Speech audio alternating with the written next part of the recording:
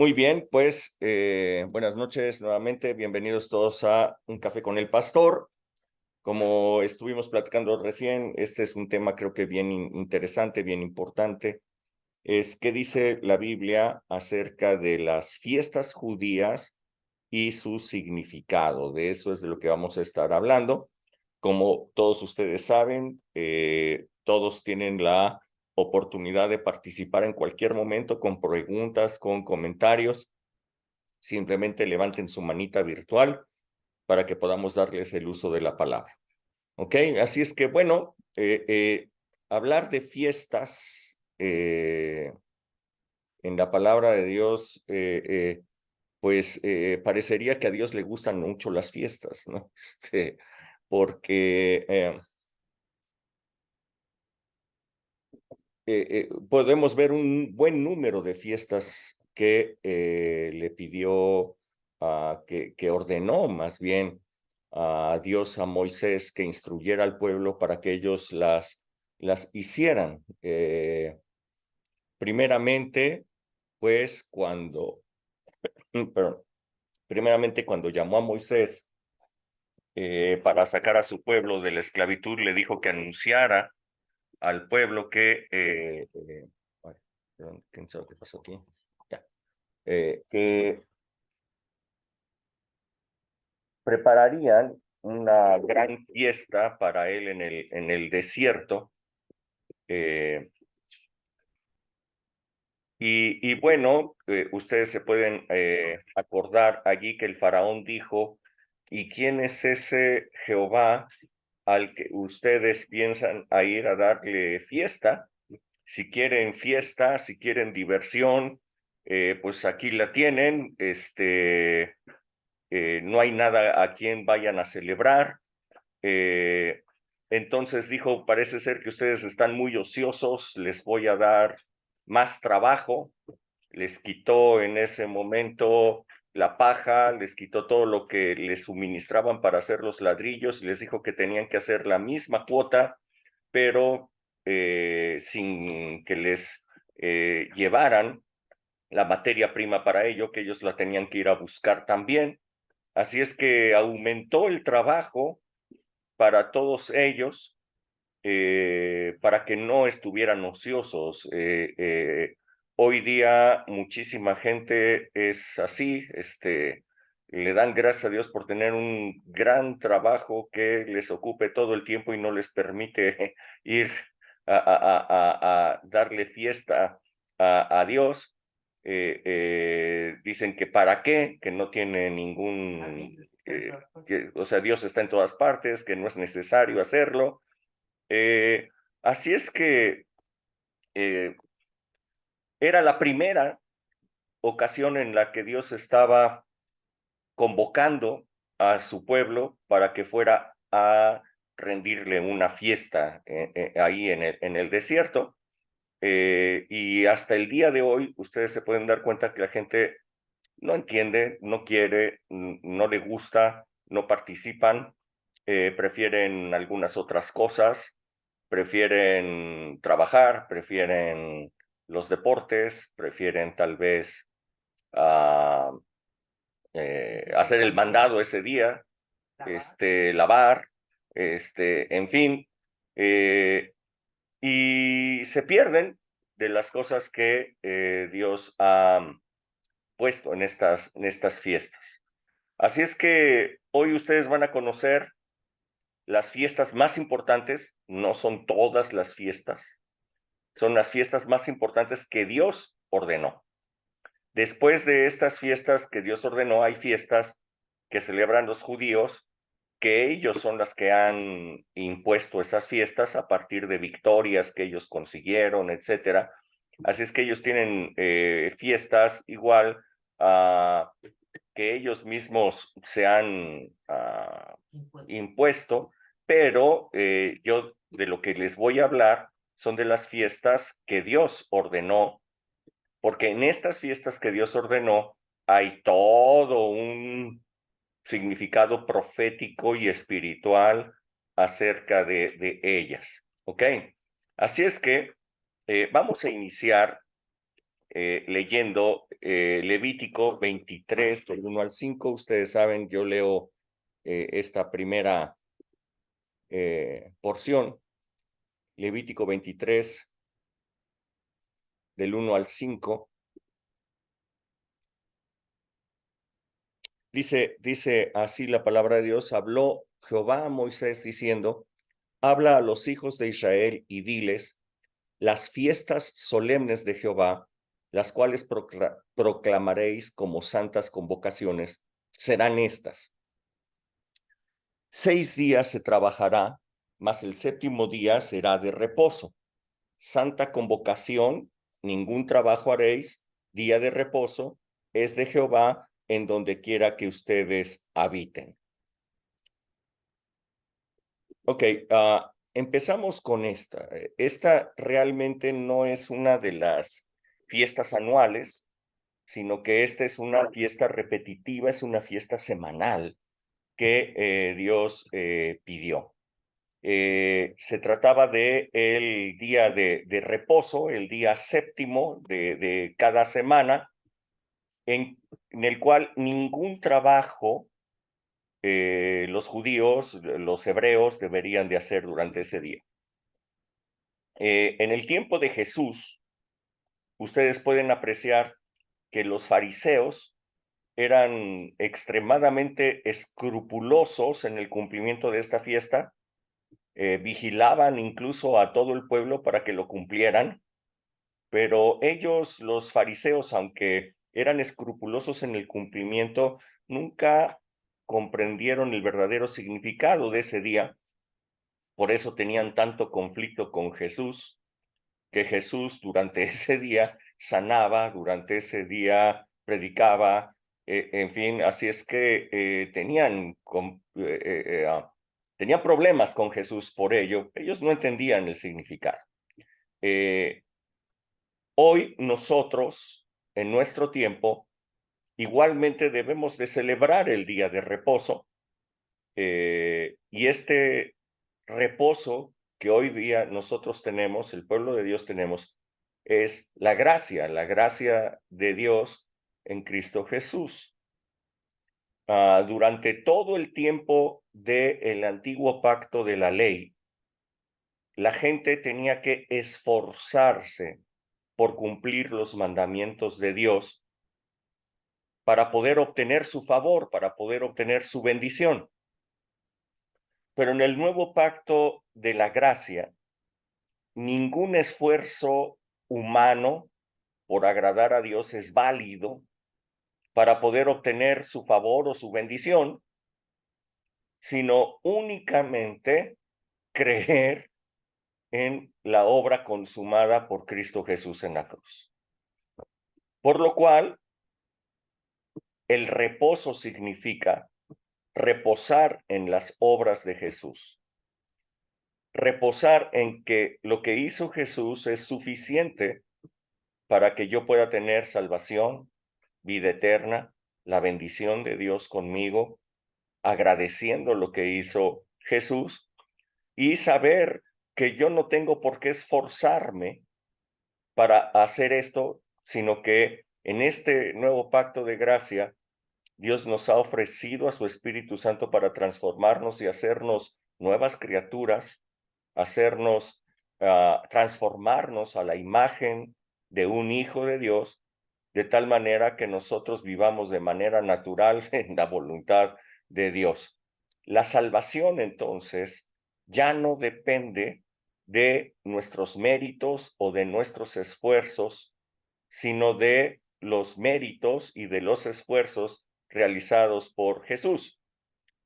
Hoy día, muchísimos grupos religiosos discuten sobre si el día correcto de reposo, de cuándo lo debemos de celebrar, es el sábado. Los sabáticos dicen que es el sábado y ellos son estrictos en que el sábado debe de observarse como día de reposo, no hacer ningún trabajo ni nada por el estilo. Son cristianos, pero observan el sábado. Obviamente los demás grupos cristianos alegan el domingo como día de reposo, como si hubiera cambiado el día de reposo del sábado al domingo, y esto es debido a que el domingo es el día de resurrección, es cuando Jesús resucitó de los muertos. Entonces, los cristianos impusieron ese nuevo día como día de celebración para reunirse. Los judíos, si ustedes pueden leer en el libro de los Hechos, ellos seguían reuniéndose los sábados en las sinagogas. Incluso los judíos cristianos iban a las sinagogas los sábados observando el día de reposo, y sin embargo se volvían a reunir el domingo. El domingo, el primer día de la semana, volvían a reunirse, y esto era para celebrar la comunión, para celebrar la Santa Cena, pues la comunión que Jesús había impuesto, y se reunían ellos de esta manera. Entonces era sábado y domingo. Después de eso, bueno, pues dado que la gran mayoría de cristianos ya fue de origen no judío, sino gentil, pues no tenían para qué reunirse los sábados, y sí se reunían los domingos. De esa manera, pues hasta el día de hoy, nosotros nos reunimos los domingos conmemorando la resurrección de Jesús y no los sábados.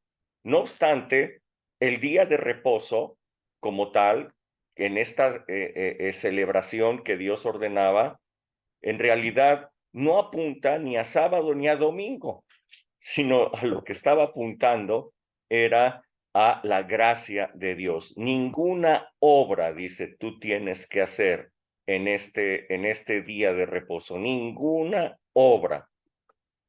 De tal manera que quien piensa que a través de sus obras puede alcanzar la salvación o llamar la atención de Dios para obtener su favor, su bendición, está fallando al día de reposo. El día de reposo es la gracia de Dios, y esta es la fiesta de la cual está hablando y que nosotros debiéramos observar. Este es el verdadero día de reposo, es la gracia, no es sábado, no es domingo, sino es la gracia de Dios en Cristo Jesús. Ahora bien, pero esta fiesta semanal del día de reposo no es una de las 7 fiestas que Dios ordenó. Apenas está haciendo la introducción. Levítico capítulo 23 es precisamente el resumen o la orden de Dios hacia Moisés de cuáles eran las fiestas solemnes que ellos deberían de observar durante el año. Así es que hemos visto el día de reposo rápidamente. Yo me parece que un par de veces he dado alguna conferencia en la Congre acerca del reposo del Señor, del día del reposo.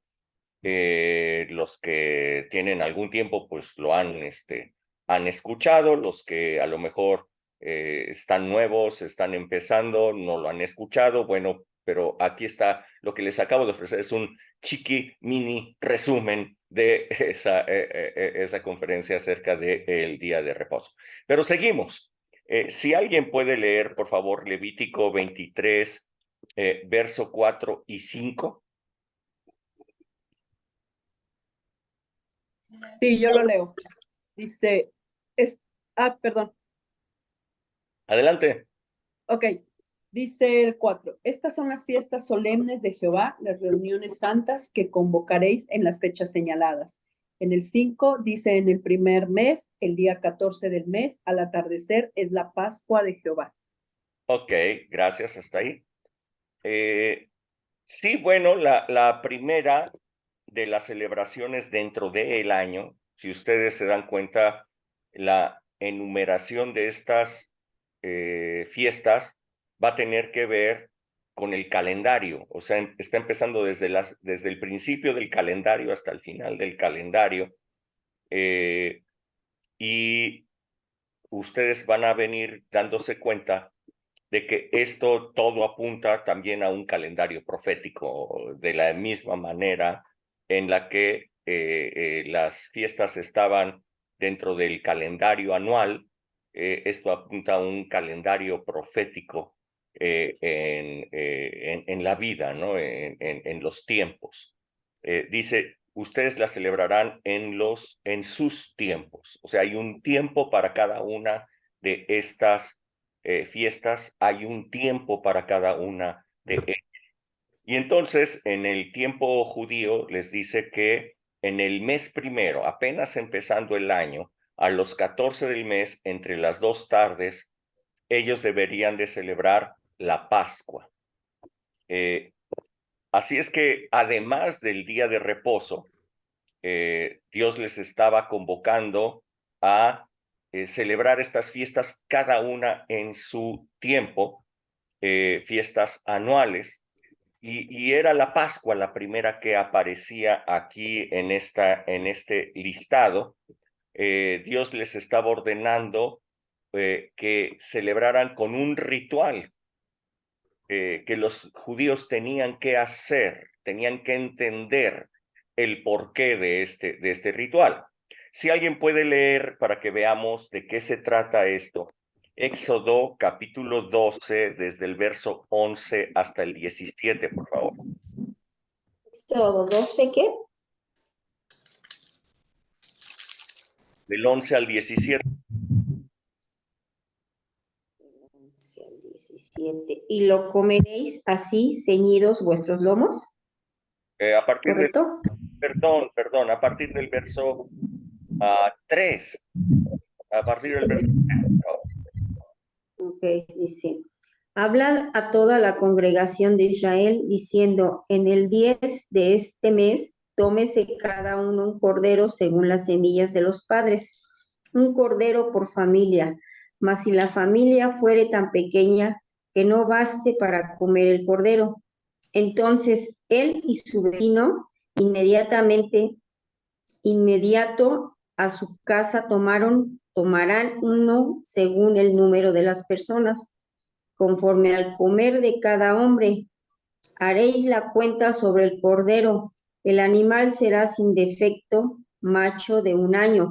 Lo tomaréis de las ovejas o de las cabras, y lo guardaréis hasta el día 14 de este mes, y lo inmolará toda la congregación del pueblo de Israel, de todo el pueblo de Israel entre las 2 tardes, y tomarán de la sangre y la pondrán en los 2 postes y en el dintel de las casas en que lo han de comer, y aquella noche comerán la carne asada al fuego y panes sin levadura, con hierbas amargas lo comerán.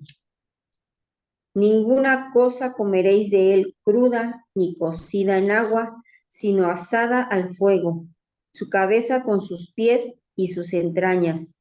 Ninguna cosa dejaréis de él hasta la mañana, y lo que quedare hasta la mañana, lo quemaréis en el fuego y lo comeréis así. Ceñidos vuestros lomos, vuestro calzado en vuestros pies y vuestro bordón en vuestra mano, y lo comeréis apresuradamente. Es la Pascua de Jehová, pues yo pasaré aquella noche por la tierra de Egipto y heriré a todo primogénito en la tierra de Egipto, así de los hombres como de las bestias, y ejecutaré mis juicios en todos los dioses de Egipto. Yo Jehová, y la sangre os será por señal en las casas donde vosotros estéis, y veré la sangre y pasaré de ustedes, y no habrá en ustedes plaga de mortandad, cuando hiera la tierra de Egipto. Y este día os será en memoria, y lo celebraréis como fiesta solemne para Jehová durante vuestras generaciones. Por estatuto perpetuo lo celebraréis. Ahí, 7 días. hasta ahí, muchas gracias. Ok, lo que acabamos de leer es el rito que Dios había ordenado para esta primera fiesta que estaba enlistando ahí en Levítico 23. Se trataba de la Pascua, en donde ellos deberían de elegir a un cordero por familia. El tamaño del cordero debería de ser elegido de acuerdo a el número de personas que lo iban a comer, de tal manera que se lo comieran todo, que no dejaran nada. No debería de haber ni un solo desperdicio de ese cordero, lo deberían de comer todo. Toda la congregación, dice aquí, deberían de sacar a ese cordero que habían elegido el día 14 y lo deberían de inmolar. Ese día sería el día en el que saldrían de Egipto, el día que saldrían hacia su libertad, el día en que se acababa la esclavitud. Entre las 2 tardes deberían de inmolarlo. Inmolar significa degollar, cortar por el cuello a un animal. Eso es inmolarlo. Y la sangre de este cordero sería tomada en un recipiente a través de hisopo, de hierbas de hisopo, marcarían la puerta de su casa, los 2 postes, el dintel de su casa, de tal manera que fuera una señal para que cuando pasara por allí el ángel de la muerte, pasara por allí la muerte para matar a los primogénitos que habría en toda esa zona. Cuando viera la señal de la sangre, ese ángel de la muerte pasara por encima, pasara sin hacer ningún daño. En todo lugar, en toda casa en donde no estuviera la señal de la sangre, ahí entraría y ahí moriría el primogénito que estuviera en ese lugar. Por eso se le llama la Pascua, o en inglés Passover, que es que el ángel pasaría de largo, pasaría sin hacer ningún daño en ese lugar. Por eso se le llamaba la Pascua. Esta es una fiesta que pues evidentemente para nosotros no hace mucha falta que vayamos viendo los significados, ¿verdad? Creo que saltan a la vista de inmediato. Nosotros también celebramos. Jesús, dijo Juan el Bautista, Él es el Cordero de Dios. Jesús vino a presentar a Dios como un padre, de tal manera que el padre de familia estaba escogiendo a un cordero para que lo comiera toda su familia. Ningún desperdicio debería de haber de ese cordero. Deberían de comerlo todo, completo. Tendría el tamaño perfecto, el tamaño exacto para que toda la familia comiera de él y no quedara nada. Además, si ustedes se dan cuenta, dice, el animal debería de ser sin defecto. Si Jesús es el Cordero de Dios, debería de ser santo, debería de ser sin ningún defecto. Así es que en el día señalado, dado que, como les estoy diciendo, cada fiesta tiene un tiempo de cumplimiento, así lo dice ahí en Levítico, cada fiesta se celebrará en su tiempo. Llega el tiempo señalado, es apenas el inicio del año, esto es lo interesante, es apenas el inicio, y en este inicio llega ese día terrible, ese día de amargura, ese día de oscuridad y tinieblas, un día terrible en que Jesús fue castigado, fue muerto en sustitución de nosotros, y que el brazo de Dios se descargó totalmente sobre él en el castigo, llevando él el pecado de todos nosotros, ese día es nuestra Pascua. Ese día es el día de fiesta, es la Pascua para todos nosotros, para la familia de Dios. El Padre eligió un cordero para su familia y nosotros comemos de él apresuradamente, sabiendo que salimos hacia la libertad, que salimos de la esclavitud. Jesús fue muerto en el sexto día de la semana a la hora novena. Los días, como ustedes sabrán, en la usanza judía, son de 12 horas. Empezaban a las 6 de la mañana, terminaban a las 6 de la tarde.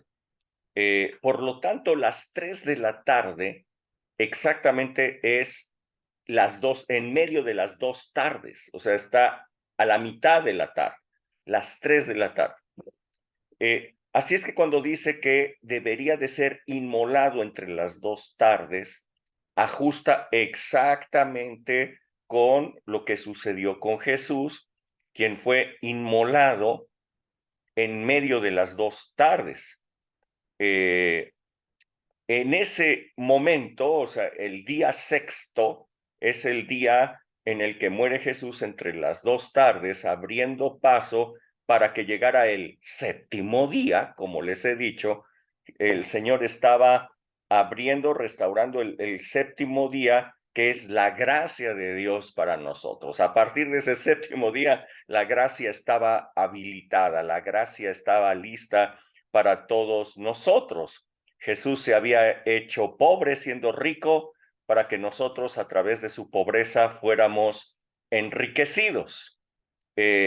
Así es que a partir hoy de esa pobreza nosotros tomamos riqueza, a través de su castigo nosotros tomamos paz, a través de su dolor y su sufrimiento nosotros tomamos sanidad, a través de su muerte nosotros tomamos vida. Su sangre es derramada para nuestra seguridad. Esta es la maravillosa fiesta de la Pascua. Nosotros hoy día entonces tomamos de esa sangre, la sangre derramada por Jesús. Esa sangre nos ha marcado, es la señal del nuevo pacto. Jesús lo dijo, esta es la señal del nuevo pacto. A los judíos les dijo que tenían que poner la sangre en los 2 postes, en el dintel, como señal para que pasara el ángel de la muerte. Jesús dijo, esta es la señal, esta es mi sangre, dijo, esta es la señal del nuevo pacto. Así es que esa señal del nuevo pacto está sobre nuestras vidas de tal manera que no hay muerte para nosotros. La muerte no tiene ningún permiso de tocarnos, el destructor no tiene ningún permiso de dañarnos, porque la sangre es la señal que está sobre nuestra vida, de tal manera que nosotros tenemos una Pascua. Cuando viene el destructor, cuando llega la muerte, a nosotros no nos puede tocar. La señal del nuevo pacto está sobre nuestras vidas. De tal manera que quien viene por nosotros cuando nuestra vida en esta tierra termina es Jesús mismo, no es la muerte no puede tocarnos, ha sido vencida por Jesús, de tal manera que la sangre del nuevo pacto, el pacto de gracia, está sobre nosotros. Esta es nuestra Pascua y apenas estamos en el mero inicio de las fiestas, en el mero inicio del calendario profético del cual están hablando todas estas fiestas. Hasta aquí, ¿alguna pregunta? Hasta aquí, ¿algún comentario que quieran hacer? Pueden levantar su manita virtual, si no sigo con la que sigue, segunda fiesta.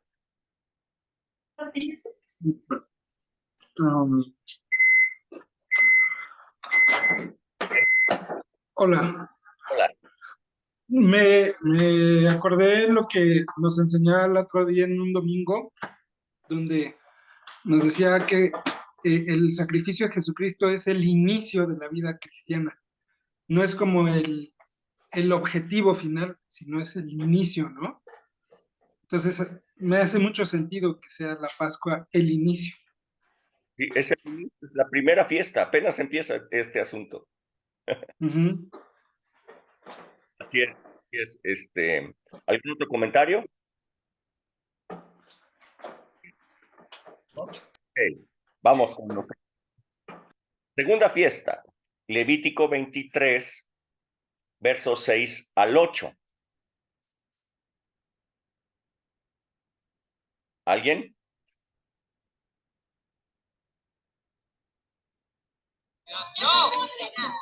Y a los 15 días de este mes es la fiesta solemne de los panes sin levadura a Jehová. 7 días comerán panes sin levadura. El primer día tendrán santa convocación, ningún trabajo de siervos harán. Y ofrecerán a Jehová 7 días ofrendas encendidas. El séptimo día será santa convocación, ningún trabajo de siervo harán. Ok, inmediatamente después, a los días 14, se inmolaba el cordero, ¿ok? El día 14 era cuando el cordero era inmolado. Pero a partir del día 15, o sea, al día siguiente, empezaba la fiesta solemne de los panes sin levadura. Parecería que es la misma fiesta, pero no es la misma fiesta. La primera fiesta es la Pascua, el día 14. A partir del día 15 iniciaba la segunda fiesta, y esta segunda fiesta es la de los panes sin levadura. Ok. Esta festividad duraría toda una semana. A partir de la Pascua empezarían a contarse estos días. Jesús, antes de morir, celebró con sus discípulos esta cena, no exactamente como los panes sin levadura, sino que fue y se reunió con sus discípulos para tomar esta santa cena, ¿no? Y Jesús les enseñó en esa ocasión, en esa última cena que tuvo con ellos, les dijo: este es el pan que por ustedes es roto, les dijo, tomen de él. Decía: este es mi cuerpo que por ustedes es ofrecido, tomen de él, coman de él, y tomen de este vino que es la señal del nuevo pacto, es mi sangre derramada por todos ustedes. En esta Pascua, Jesús estaba apuntando hacia el sacrificio que haría momentos más tarde, ¿no? Que empezaría en esa noche y culminaría al día siguiente entre las 2 tardes, pero estaba transformando esta celebración para toda la vida.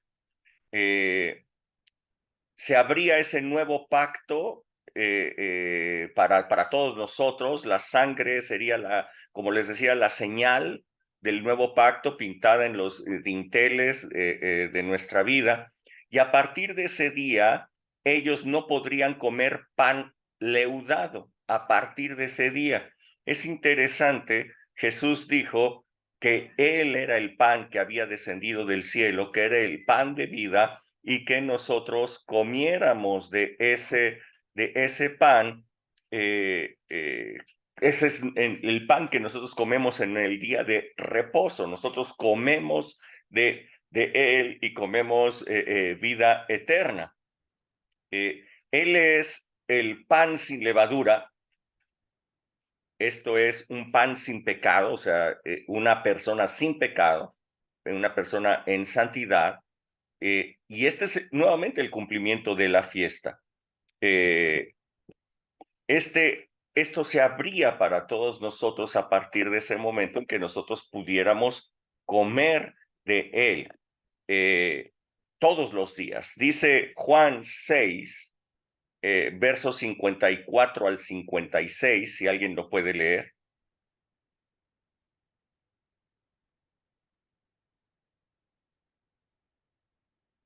Juan 6, 54 al 56. El que come mi carne y bebe mi sangre tiene vida eterna, y yo le resucitaré en el día postrero, porque mi carne es verdadera comida y mi sangre es verdadera bebida. El que come mi carne y bebe mi sangre, en mí permanece y yo con él. En una ocasión le dijeron a Jesús, a ver, ¿por qué tenemos que creer en ti? Danos una señal del cielo. Moisés, por ejemplo, dice, hizo descender pan del cielo, él dio una señal, pero tú no has dado ninguna señal. Jesús entonces les respondió a los que le estaban diciendo esto, les dijo, es que Moisés no les dio a comer el pan del cielo. Yo soy el pan del cielo. Yo soy el pan que descendió del cielo. Yo soy ese pan que da vida a las personas. El que come de mí tendrá vida eterna. Muchos se escandalizaron en ese momento, igual que en esto que estamos leyendo en Juan, porque todos decían, ¿cómo vamos a comer su carne? ¿Nos vamos a volver caníbales o qué? De lo que estaba hablando Jesús era de algo espiritual que obviamente ellos no podían discernir.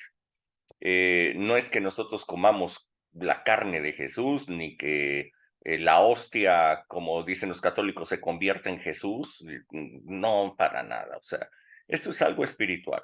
De lo que él hablaba es que comiéramos de su sacrificio, que comiéramos del cuerpo que él estaba entregando en sacrificio, de tal manera que nosotros pudiéramos tener a través de él vida eterna. Nosotros podemos comer muchas cosas. Pero todo el pan que el mundo nos ofrece es un pan leudado. Por más fuerte, por más rico que el pan que el mundo nos ofrece pueda ser, tiene levadura, está inflado. No hay verdad en él. La levadura lo que produce es que infla el pan de una manera artificial, o sea, se produce a través de la levadura, se produce un proceso de fermentación, ese proceso de fermentación desprende gases, esos gases en la levadura lo que producen es una serie enorme, millones de pequeñas burbujas de aire que hacen que la masa que tenía un tamaño pequeño se vuelva una masa grande. Ustedes dicen, ay, se multiplicó. No, no se multiplicó. Simplemente lo que le ocurrió es que está llena de aire, de burbujas pequeñas, diminutas burbujas de aire que hacen que entonces la masa se vea extendida. De eso ocurre, pues no sé, un pastel que tú le pones la levadura, pues se hace grandote, se hace bonito, se hace esponjoso, y está muy rico que esté así esponjoso. Bueno, lo que está diciendo la palabra es que ese pan que está muy rico y esponjoso tiene levadura. La levadura es algo que no es verdad, es algo artificial, es algo que no existe, ¿ok? No hay verdad en ello. Cuando nosotros comemos de la palabra de Jesús, cuando nosotros comemos de su ejemplo, cuando nosotros comemos de su sacrificio, de lo que Él hizo por nosotros, estamos comiendo un pan que no tiene nada de artificial, un pan que es la verdad exacta de Dios para nosotros, la verdad de la palabra de Dios para nosotros.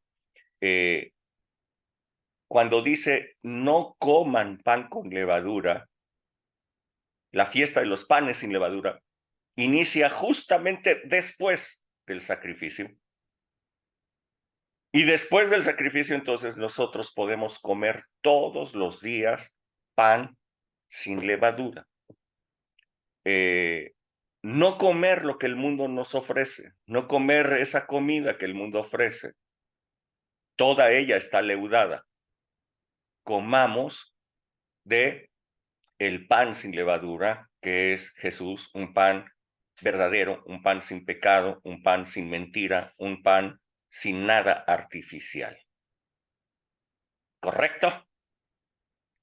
¿Alguna pregunta sobre esta segunda fiesta que estamos leyendo, la de los panes sin levadura? ¿Algún comentario? ¿No? ¿Nada? Ok, good. Muy bien. Vamos con la tercera fiesta. Si alguien puede leer Levítico 23, del verso 9 al 11.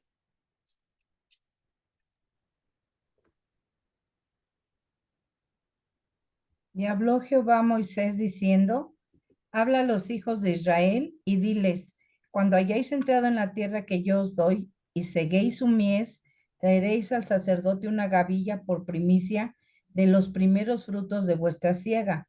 Y el sacerdote mecerá la gavilla delante de Jehová para que seáis aceptos el día siguiente del día de reposo y la mecerá.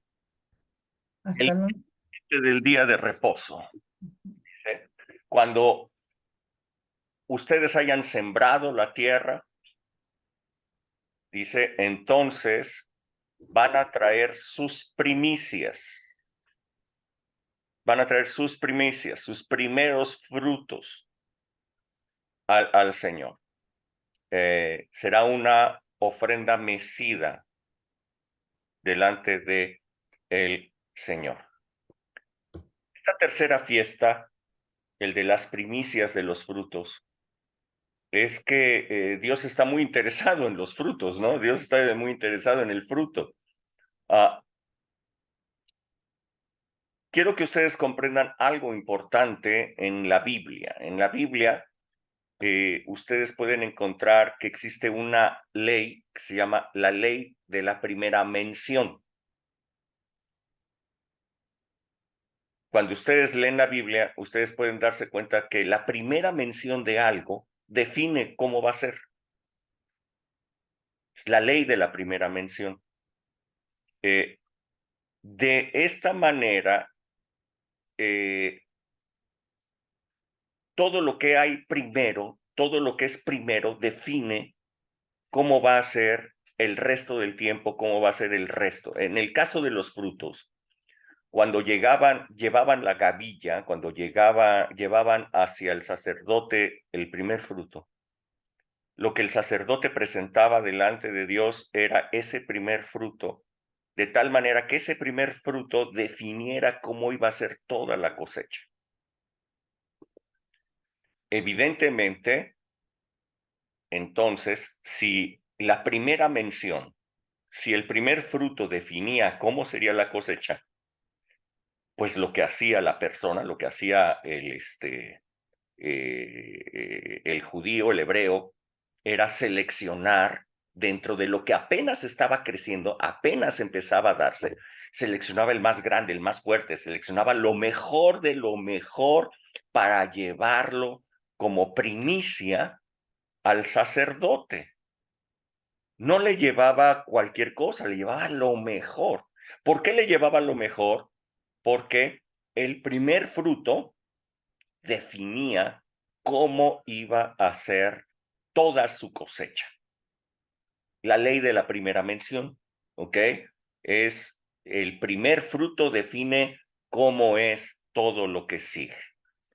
¿Ok? Esta fiesta, como ustedes se darán cuenta, es una fiesta muy importante para todos, porque lo primero define cómo será lo que seguirá. Yo diría para todos los chavos que llegaran a escuchar esta plática, después, cuando se las dieran sus líderes, etcétera. Dios está interesado en los primeros frutos porque marcan nuestra historia. Así es que yo creo que es muy importante apartar para Dios cosas, ¿no? Por ejemplo, nuestro primer trabajo, el primer ingreso, la primera relación sexual, la primera casa. Que todas estas cosas estén bajo la voluntad de Dios. Que podamos invitar la presencia de Dios a nuestra primera casa, por ejemplo, y la vamos a tener en todas las casas en donde nosotros estemos. Y presentárselas a Dios como una ofrenda mecida, porque esto marcará toda nuestra vida. Creo que si nosotros diezmamos en nuestros primeros ingresos, no vamos a tener ninguna dificultad de seguir diezmando durante toda nuestra vida si nosotros somos fieles en nuestra primera relación sexual bajo la bendición de Dios, pues así lo va a hacer toda la vida. Si honras a tus padres, desde que tú empiezas a ganar, pues no vas a tener ningún problema para honrarlos. Si invitas a Dios, como te decía, a tu primera casa, la presencia de Dios, pues Él va a estar presente siempre en todo, ¿no?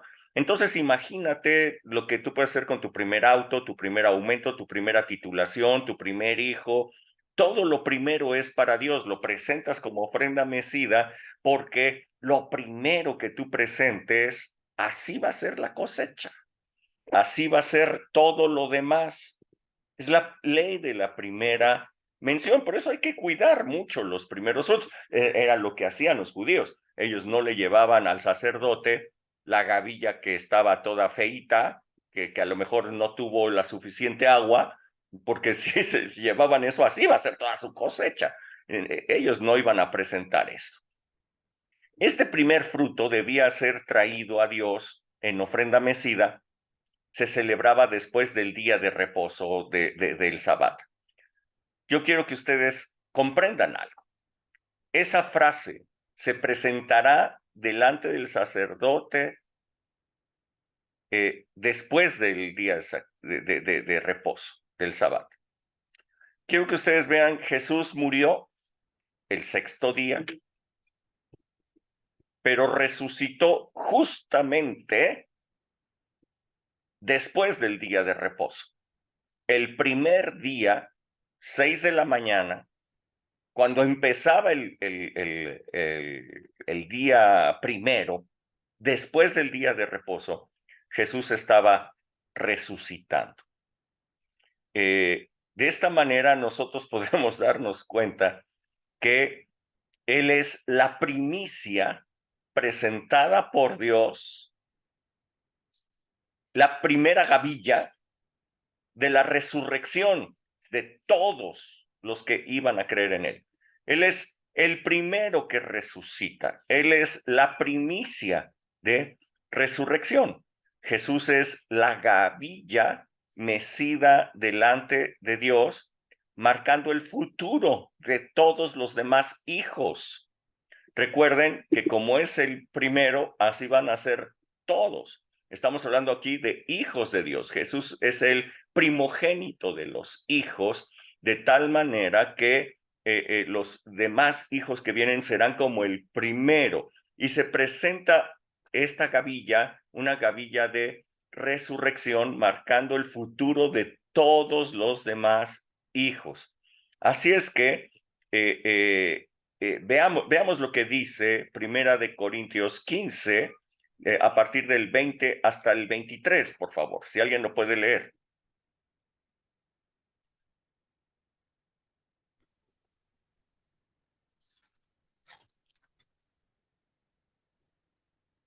Yo. Dice, mas ahora Cristo ha resucitado de los muertos, primicias de los que durmieron es hecho, porque por cuanto la muerte entró por un hombre, también por un hombre la resurrección de los muertos, porque así como en Adán todos mueren, también en Cristo todos serán vivificados, pero cada uno en su debido orden, Cristo, las primicias, luego los que son de Cristo en su venida, Luego el fin, cuando... ¿Hasta ahí? Gracias. Entonces, aquí Cristo ha resucitado de los muertos y dice rápidamente primicias. Piense bien la palabra que ocupa, primicias de los que durmieron es hecho. Él es la primicia de Dios, la ofrenda mecida delante de Dios, de cómo serían todos los demás hijos. Dice, por cuanto de la misma manera que la muerte entró por un hombre, ¿quién es la primicia de muerte? Adán. ¿Verdad? Adán es la primicia de muerte. Dice, por cuanto la muerte entró por un hombre, también por un hombre la resurrección. ¿Quién es la primicia de resurrección? Jesús, Cristo. Jesús. Se están dando cuenta, se abría un nuevo tiempo, ¿ok? Un nuevo tiempo. Porque así como en Adán todos mueren, porque es la ley de la primera mención, el ser humano muere, porque es lo que le ocurre a Adán. Adán quiere decir ser humano, quiere decir humano. ¿Ok? Adán muere, entonces todos mueren, pero en Cristo, el ungido, todos viven. Todos son vivificados. Esta es la primicia. Cada uno en su debido orden, dice. Cristo, el primero. Cristo es las primicias. Luego, toda la cosecha. Los que son de Cristo en su venida. ¿Ok? Ahora, Romanos 11:16.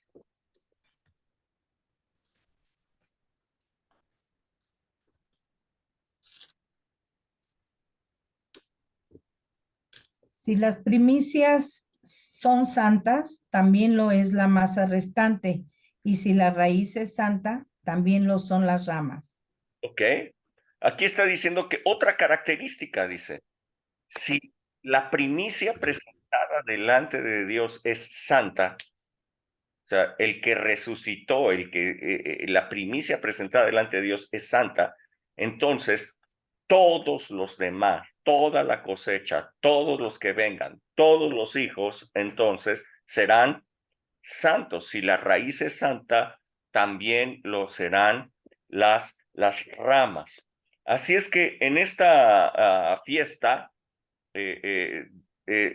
todos nos está diciendo, ¿no? Toda la cosecha, todos los hijos, tendremos parte en la resurrección, tendremos parte en la santidad de Jesús, tendremos parte de un cuerpo glorificado, de nacer de nuevo por el Espíritu Santo, tendremos parte de una unción como la que tuvo Cristo, tendremos parte de un ministerio excepcional.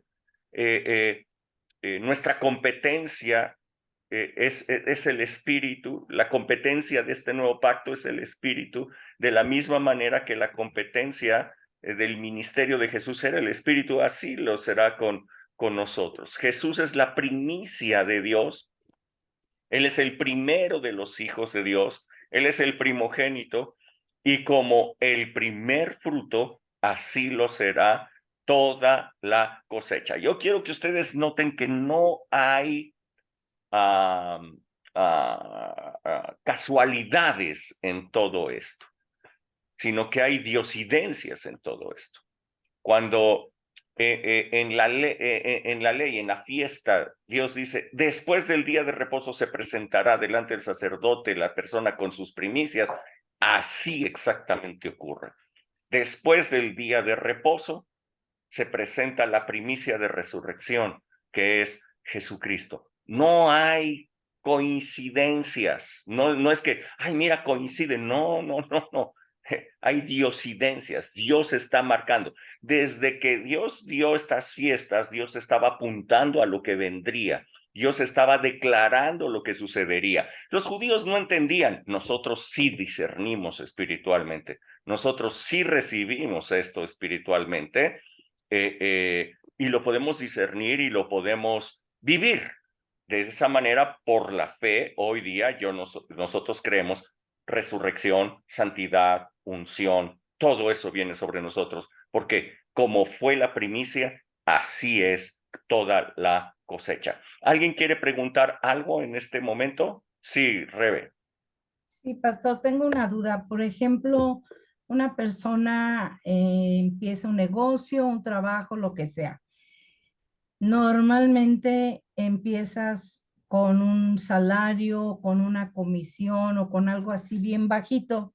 Sin embargo, tú entregas tu primicia, se entrega la primicia, se entregan los primeros frutos. Y si, como fue la primicia, va a seguir siendo o puede aumentar. La fidelidad que tú tuviste en esa primicia, o sea, estaban presentando una gavilla, no estaban presentando la cosecha, ¿no? Ujú. Tú vas a tener una cosecha. Lo que presentaban era una gavilla. Tu primer salario puede ser pequeñito, puede ser ahí. Ahora, esto va a crecer. Yo recuerdo una cosa, ahorita que lo estás diciendo, me acordé de algo. El primer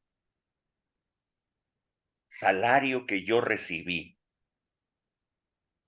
yo no empecé diezmando. Yo recuerdo que tú lo recordarás también, Rebe, porque estabas allí. Estábamos en la tercera iglesia del Nazareno y el piano que se tenía allí estaba destrozado, inservible.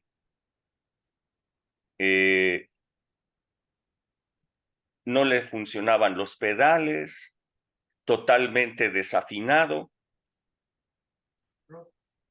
roto. Llevé a un cuate ahí para que viera si servía o no servía. El arpa estaba intacta, el arpa era muy buena, era un buen piano. Y entonces él me dijo, no, este es un buen piano, yo creo que se puede restaurar. Entonces, yo dediqué, no mi diezmo, yo dediqué mi primer sueldo para que ese piano fuera restaurado. Y costó bastante, pero el piano fue restaurado y volvió a funcionar y volvió a dar servicio para Dios ese piano. Quiero decirte que durante toda mi vida no me han faltado instrumentos musicales. Tengo montones. En la congregación hemos comprado todos los instrumentos musicales que hemos querido. Tenemos hasta instrumentos que nadie sabe tocar hoy día. ¿Se han donado? Han donado instrumentos musicales y yo he comprado instrumentos musicales. No, donado. Yo he donado instrumentos musicales, o sea, a otras iglesias y todo. Nunca han faltado, nunca han faltado. Y obviamente sí ganaba bien, era mi primer salario, ganaba bien, pero ahorita que lo estás diciendo, dije, wow, sí es cierto, ¿no? O sea, como es el primer fruto, es toda la cosecha, no, en serio, o sea, ha sido maravilloso Dios con nosotros, hemos comprado siempre, pues, los instrumentos que hemos necesitado, que hemos querido, ahí están. Otra persona donó los Sí, una persona, ahorita está diciendo Alejandro, una persona que conocemos, apenas conoció al Señor, donó su primer coche, donó el coche que tenía. No fue a nuestra congregación, fue a otro. Nunca le han faltado autos.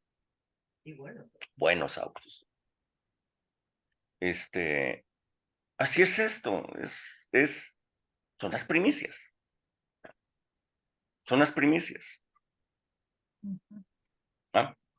Yo sé que se toman las primicias como tu primer sueldo del año y tráelo y todo. Yo creo que está bien, es válido, está padre. Pero debemos entender que esta fiesta no apunta hacia que nosotros demos una ofrenda especial el primer domingo del año. Esta ofrenda, esta fiesta apunta hacia que nosotros creamos que la primicia que es Jesucristo, así será toda la cosecha que nosotros somos. Que si nosotros presentamos delante de Dios nuestros primeros frutos siempre, así va a ser la cosecha. Esa es la idea. Entonces, igual que las primicias. Ok. Ok, ¿alguien más quiere comentar o preguntar algo?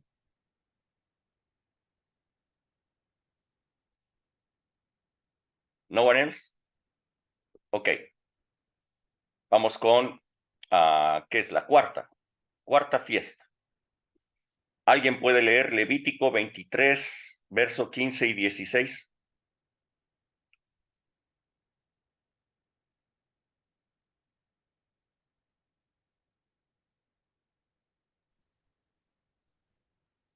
Yo lo leo. Dice,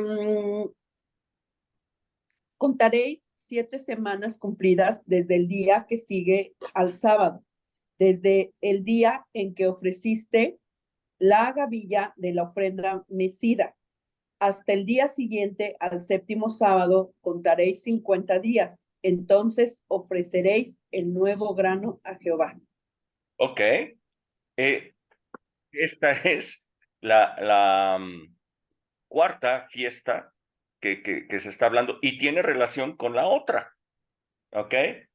Cuando se presentaba la gavilla, dice, van a contar a partir de ese momento, van a contar 50 días, 7 semanas. Al día siguiente de las 7 semanas, entonces van a presentar delante de Dios el nuevo grano. La primera eran las gavillas, todavía no había grano, eran gavillas, ¿ok? Todavía no había grano, todavía no había fruto, era apenas la gavilla la que había sido presentada. Pero 50 días después ya habría grano. ¿Sí? ¿Sí entienden? ¿Ok? 50 días después de haberse presentado la gavilla ya habría grano. Entonces tendrían que ser presentadas delante de Dios el nuevo grano. Esta cuarta fiesta es conocida como Pentecostés. Se llama Pentecostés porque Pentecostés quiere decir 50 días. Eso es lo que quiere decir, 50 días. Entonces, esta fiesta se celebraba 50 días después de la presentación de la primera gavilla, para entonces presentar delante de Dios el nuevo grano. Bueno, sucede que 50 días después de que Dios presentara su gavilla de resurrección, gavilla de santidad, gavilla de unción, de tal manera que así fuera toda la cosecha, ocurre 50 días después en Hechos capítulo 2, verso 1. Si lo pueden leer hasta el verso 3, hasta el verso 4. Hechos 2, 1 al 4. Cuando llegó el día de Pentecostés, estaban todos unánimes juntos y de repente vino del cielo un estruendo como de un viento recio que soplaba, el cual llenó toda la casa donde estaban sentados y se les aparecieron lenguas repartidas como de fuego, asentándose sobre cada uno de ellos. Y fueron todos llenos del Espíritu Santo y comenzaron a hablar en otras lenguas según el Espíritu les daba que hablasen. Ok, fíjense, es interesante. Cuando llegó el día de Pentecostés, 50 días después de la presentación de la gavilla. ¿Okay? La gavilla se presentaba al día siguiente del día de reposo. A partir de ese momento, 50 días después, estaban todos unánimes juntos ese día y entonces descendió sobre ellos el Espíritu Santo, presentando delante de Dios el primer fruto. Este es el primer fruto, o sea, la gavilla ya había dado grano. La gavilla había crecido y había dado grano. Estos son los primeros granos. Este es el primer fruto de esa gavilla, el primer fruto de esa cosecha. Allí está. Eran 120 los que estaban allí reunidos y todos ellos fueron llenos del Espíritu Santo. A partir de entonces, todo el fruto sería así. Todo el fruto sería lleno del Espíritu Santo. El Espíritu Santo sería lo que se encargaría de que esa primera gavilla fuera como todos los demás, es decir, resurrección, santidad, unción, palabra, verdad. Todos estarían de la misma manera como fue la gavilla presentada. Así es que esto ocurrió 50 días después. Como ustedes se pueden dar cuenta, otra vez, no hay coincidencias. No existen coincidencias, existen diosidencias. Desde que Dios marcó estas fiestas y Dios dio los tiempos dentro del año y dijo, van a ocurrir estas cosas, hagan esto. Cuando Dios les estaba ordenando que lo hicieran, ellos pensaban que eran fiestas agrícolas, que tenían que ver con su producción, que tenían que ver con la bendición de Dios sobre sus granos, sobre sus gavillas, sobre sus terrenos. Ellos pensaban de esta manera, pero realmente cada una de estas fiestas tenía un significado profundamente profético espiritual para todos nosotros. No es coincidencia que el día de Pentecostés descendiera el Espíritu Santo. No es coincidencia que el día siguiente del día de reposo Jesús resucitara. No es ninguna coincidencia ninguna de estas cosas. No es coincidencia que Juan llamara a Jesús el Cordero de Dios. No es coincidencia nada de ello, sino la palabra se está revelando a nosotros para que la comprendamos y para que la vivamos sobre todo. Ok. ¿Alguna duda hasta aquí?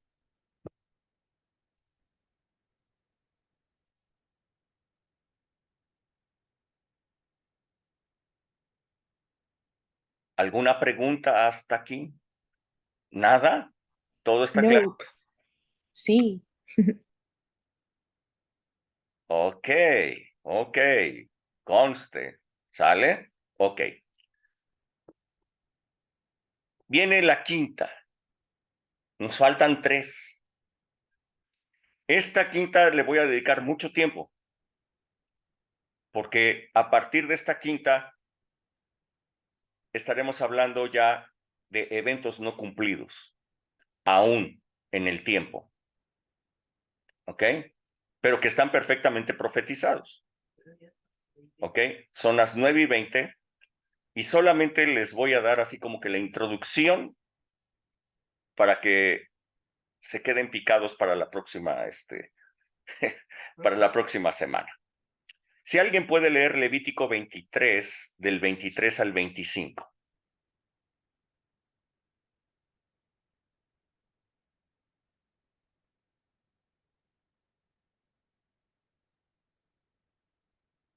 ¿Lo leo? Por favor. Dice, habló Jehová a Moisés y le dijo, habla a los hijos de Israel y diles, el primer día del 7º mes tendréis día de descanso, una conmemoración al son de trompetas y una santa convocación. Ningún trabajo de siervos haréis y presentaréis una ofrenda quemada a Jehová. Ok, gracias. Hasta ahí, ¿verdad? Las siguientes 3 celebraciones, fiestas, todas se dan en el mes séptimo judío. En la palabra de Dios, el 7 es tiempo perfecto, es el final del tiempo perfecto, es el 7. Está hablando del fin, está hablando de el cumplimiento de la llegada del fin. Entonces dice, cuando apenas está iniciando el fin, principio del fin, ¿ok? Mes séptimo, dice, en el primer día del mes séptimo, ¿ok? Van a hacer una convocación al son de trompetas. Es decir, está iniciando el fin de este tiempo llamado gracia. Es el fin.